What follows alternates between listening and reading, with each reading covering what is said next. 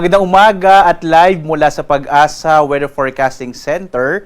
Narito na nga ang lagay ng ating panahon ngayong araw ng Linggo, July 6, 2025. Unahin muna po natin yung ating ipinalabas na heavy rainfall warning. Kaninang alas 2 ng umaga, nag-issue po ng heavy rainfall warning. Particular na dito sa may bahagi, naka-yellow warning po tayo sa Zambales at ilang bahagi nga ng Bataan. Kapag naka-yellow warning, ay ibig sabihin po nito, posible ang mga pagbaha, dulot ng malalakas sa mga pag-ulan, lalong-lalo na sa mga mababang lugar. Samantalang ilang bahagi naman ng Ilocos Region ay naglabas na rin po ng final na heavy rainfall warning. Ibig sabihin, inaasahan na lang natin ang mahina sa katamang mga pag-ulan dito sa may Ilocos Region. May mga rainfall information namang inilabas sa may bahagi ng Mindanao sa mga sandali pong ito. Muli po, ini-invite namin kayo na bumisita sa panahon.gov.ph. Dito po, pag kinilik natin itong area na ito, makikita natin yung latest na mga warnings na ipinalalabas ng ating iba't ibang mga Regional Services Division, gaya nga na ipinalabas kanina ng alas 2 ng umaga at magtatagal po hanggang alas 5 ng umaga. So sa mga sandaling ito, nagbibigay na po tayo ng bagong update nga, particular na dito sa mga heavy rainfall warning, thunderstorm information, pati mga flood advisories sa buong bansa. Muli po, invite namin kayo sa panahon.gov.ph para makita nyo po yung mga latest information na inilabas, particular na ating mga Regional Services Division.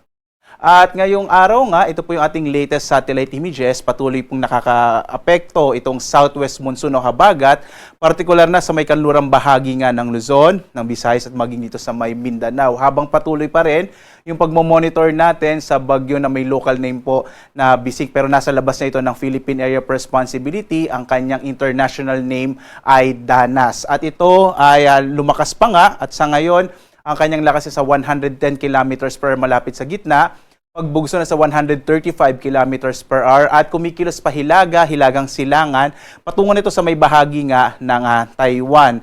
Itong si Severe Tropical Storm Danas ay huling namata na sa 420 kilometro kanluran ng Basco sa lalawigan nga ng Batanes. Wala itong direktang epekto sa ating bansa, wala rin tayong nakataas na tropical second wind signal, bagamat inaasahan pa rin natin yung mga kaulapan na dala nito ay magdudulot ng mga pag-ulan, partikular na sa may bahagi ng Batanes at maging sa Babuyan Group of Islands. Samantala, ang malaking bahagi pa rin ng Luzon sa araw na ito ay magkakaroon ng mga kalat-kalat ng mga pag-ulan, pagkilat, pagkulog at maulap na kalangitan. Lalong-lalo na po sa may kanlurang bahagi ng Luzon, yung area ng Ilocos Region, Bataan at Zambales, asahan pa rin natin na magkakaroon ng malaking tsansa na hanggang sa malalakas na mga pag-ulan. Gayon din sa may area ng Metro Manila, gayon din sa may nalalabing bahagi ng Central Luzon, maging ang bahagi ng Cagayan Valley, Calabarzon, Mimaropa, itong Western Visayas kasama yung Negros Island Region at maging yung BARM, kasama po itong Zamboanga Peninsula. Ngayong araw, malaki pa rin tsansa ng mga pag-ulan, dulot nga yan ng southwest monsoon o habagat. Samantala, nalalabing bahagi naman ng ating bansa, makararanas ng mga isolated o pulupulong pag-ulan, pagkilat, pagkulog, lalo na bandang hapon hanggang sa gabi.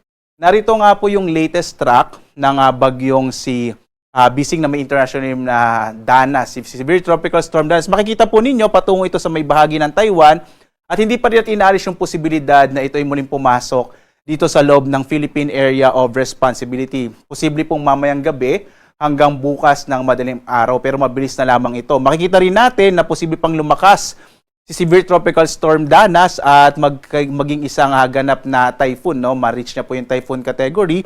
Patuloy itong kikilos sa may bahagi ng Taiwan hanggang sa posibleng maglandfall ito sa may mainland China bandang araw naman ng Martes. Muli po, wala tayong nakikitang magiging direktang epekto dahil papalayo na sa ating bansa itong bagyong si may international name na Danas. At patuloy po na southwest monsoon o habagat ang magdadala ng mga pag-ulan, partikular na sa malaking bahagi ng Luzon. So dito nga sa Luzon, at muli po, wala tayong nakataas na tropical cyclone wind signal sa anumang bahagi ng ating bansa. At hindi natin inaasahan na magtataas pa tayo, lalo't papalayo na ang bagyong si may international name na Danas. Dito nga po sa Luzon, inaasahan natin ang malaking tsansa ng mga pag-ulan sa malaking bahagi ng Luzon, lalong-lalo na sa Ilocos Region, kasama rin yung Bataan at Zambales. Magiging maulap din yung kalangitan sa malaking bahagi ng Cordillera, Cagayan Valley, nalalabing bahagi ng Central Luzon. Dito sa Metro Manila, asahan din natin ang maulap na kalangitan sa araw na ito, maging sa Calabarzon at Mimaropa. Sa nalalabing bahagi naman ng Luzon, particular na yung Bicol Region, inaasahan pa rin natin yung mga isolated o pulupulong pag-ulan, pagkidlat, pagkulog. Mas generally fair weather po sa may bahagi naman ng Bicol Region. Agwat nga ng temperatura sa Lawag, 24 to 28 degrees Celsius. Sa Tuguegarao, 24 to 31 degrees Celsius. Sa Baguio, 17 to 21 degrees Celsius. Sa Metro Manila, 25 to 30 degrees Celsius hanggang 28 degrees Celsius naman sa Tagaytay.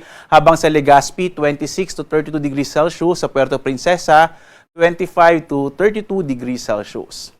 Dito naman sa Visayas at sa Mindanao, makikita po natin na malaki yung tsansa ng mga pag-ulan sa Western Visayas, kasama yung Negros Island Region, dulot pa rin ng Southwest Monsoon o habagat. Ang nilalabing bahagi naman ng Kabisayaan, yung Central Visayas at gayon din sa Eastern Visayas, malaki naman po yung mga tsansa ng mga pag-ulan sa hapon lamang hanggang sa gabi, dulot ng mga thunderstorms na dala rin ng Southwest Monsoon. Agwat ang temperatura sa Iloilo, 25 to 31 degrees Celsius. Sa Cebu, 26 to 32 degrees Celsius. Habang sa Tacloban, 27 to 32 degrees Celsius.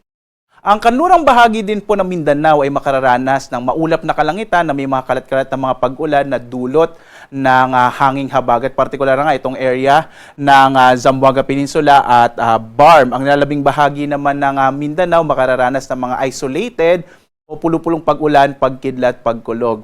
Agwat ang temperatura sa Zamboanga, 25 to 33 degrees Celsius. Sa Cagayan de Oro, 24 to 32 degrees Celsius. Habang sa Davao, 25 to 32 degrees Celsius. Sa lagay naman po ng ating karagatan, may nakataas tayong gale warning particular na dito sa may lalawigan po ng Batanes. Ito ay dulot nga ng trough o extension ng bagyong severe tropical storm Dana. So delikado maglayag yung mga maliit na sasakyan pandagat at maliliit na mga bangka particular na sa baybayin po ng Batanes. Dahil may nakataas tayo ngayong gale warning.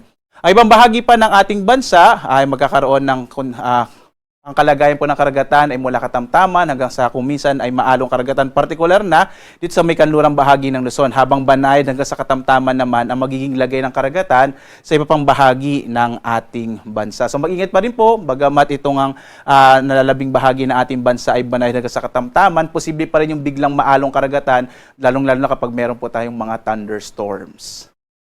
Samantala, ang ating araw ay sisikat mamayang 5:32 na umaga at lulubog ganap na 6:30 ng gabi.